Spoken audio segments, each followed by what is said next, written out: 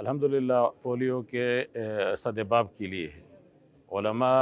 2000 गालिबन 13-14 से बहुत बड़ा किरदार अदा कर रहे हैं।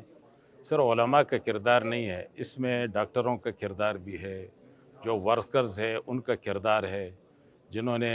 जानें भी कुर्बान की है उनका है, सिक्योरिटी इदारों का जो है उनका भी किरदार है। लेकिन मजहबी हवाले से शुरू में बहुत से लोगों को यानी ख़दशात थे और प्रोपेगंडे थे, तो उलमा और अकाबिरीन की शिरकत से मजहबी तबके के अल्हम्दुलिल्लाह उन प्रोपेगंडों का सद्देबाब किया गया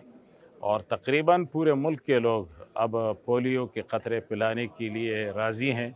और शरई नुक्ता नज़र से जो उनके एतराज़ात थे वो दफ़ा हो चुके हैं